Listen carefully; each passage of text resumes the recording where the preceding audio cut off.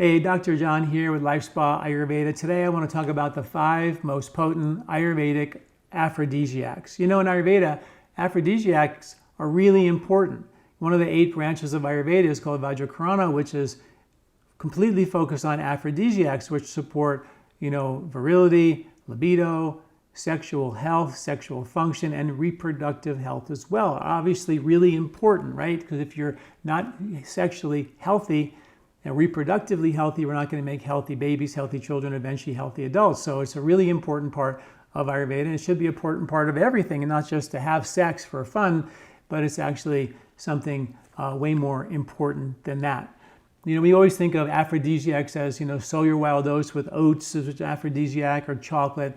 But in Ayurveda, there are 5 herbs that are known with good science behind them. I'm going to share with you now that are called ashwagandha, shatavari, shilajit, gokshara, and Indonesian ginseng are the 5 aphrodisiacs that I talk about in the article associated with this video, where you get all the science. Go to lifespa.com. You can search up 5 Ayurvedic aphrodisiacs. You'll get all the information and the science that that I wrote about in this article.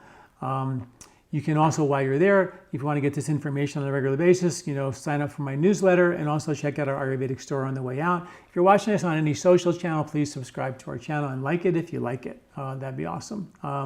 Okay, so ashwagandha. This is an aphrodisiac, an adaptogen, a rejuvenative tonic for both men and women. There's tons of science behind it. For men, it's been shown to increase fertility, increase sperm count, increase sperm quality, increase sperm quantity. For women, it's been shown to increase sexual behavior, libido, and desire. So there's good science behind that. One study, a double-blind study with 50 men with low libido, they took 300 milligrams twice a day of ashwagandha, and they saw that it increased testosterone and increased their libido. Another double-blind study with 80 women found with no hormonal issues, but they did have low libido. They found that it increased sexual desire, arousal, lubrication, orgasm, sexual satisfaction, and less pain during intercourse. So that was really kind of cool. And some of these studies are done with the extracts of the herb, but I actually want to make a case about using the whole plant in nature. In Ayurveda, the idea was to use the whole plant, because they understood that the plant had a natural occurring microbiology with it. They called it krimi. And that was what brings the intelligence to the plant. And now we have science to show that there are what are called bacterial endophytes that exist on plants that increase the growth, the potency, the function, and the benefits of that plant. So if I took you and I took away all your bugs and microbes, you would be completely different. If I spray the food with a pesticide and kill the bugs, the food is completely different.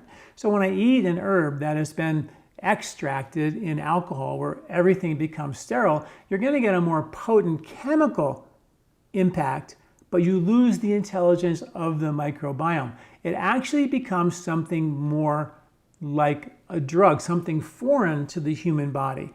And that can oftentimes cause consequences. And I've written articles about the difference between like whole turmeric and curcumin, and the benefits and the pros and cons of using curcumin versus turmeric. Go to my website, read about that.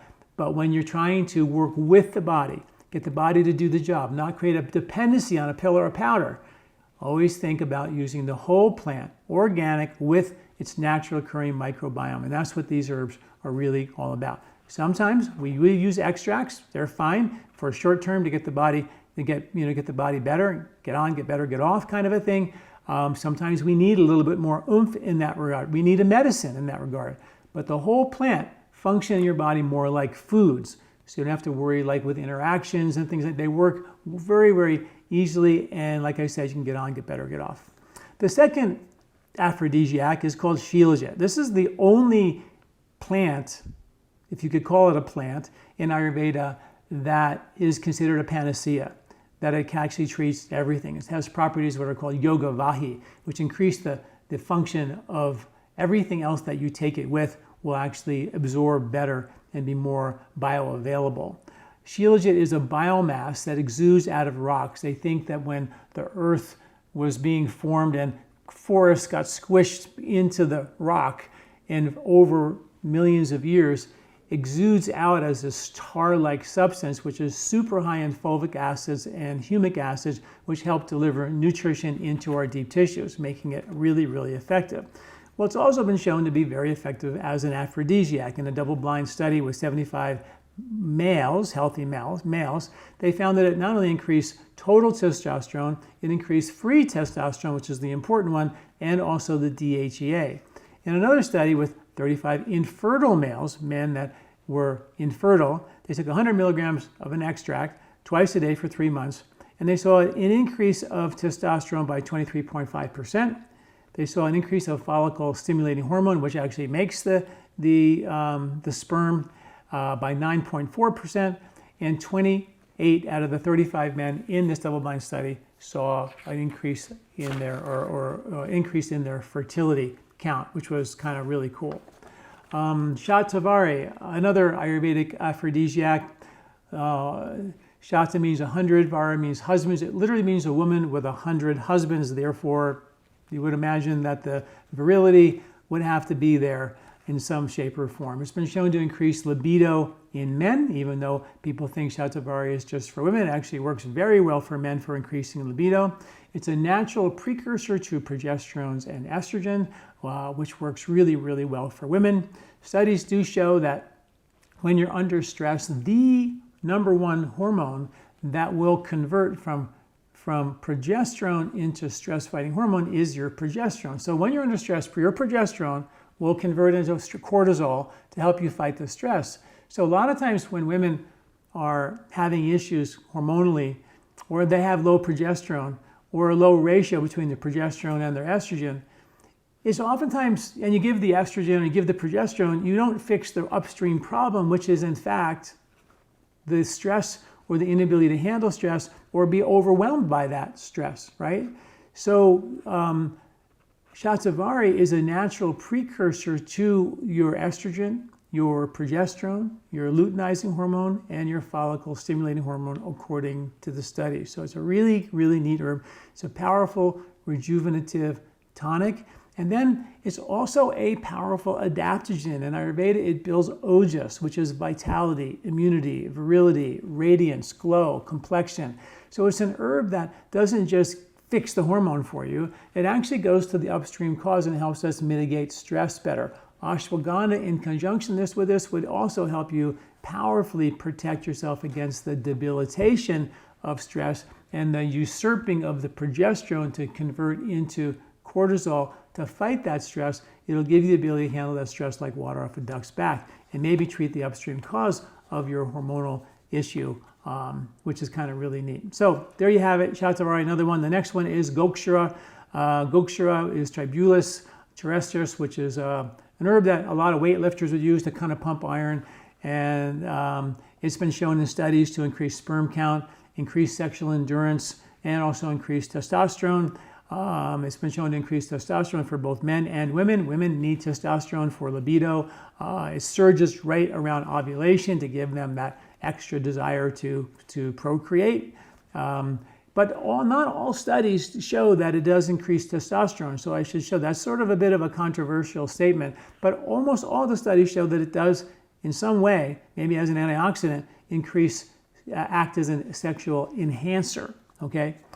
And then the final one is Indonesian ginseng, which is a herb called Eurycoma longifolia, or longiflora rather, and it's been shown in a powerful way to boost the synthesis of your own testosterone. So it takes a little while for it to make it happen because it increases your ability to make testosterone. None of these herbs are hormones. All of these herbs are precursors to get you to do it for you, which I think is the first step, right? We should do that first. If that doesn't work, then maybe you go to your low T center or wherever and get some bioidentical hormones and support yourself. But at the very least, I think we should always try to get the body to kind of reboot and do that by itself. In one study with the Indonesian ginseng with mice, it increased for virility, duration, and increased the testosterone by 440%.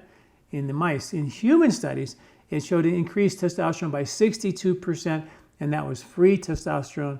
It increased sperm count and motility, and also increased ATP, the adenosine triphosphate, the energy we need to have desire, libido, all of that we need energy for, by 60%.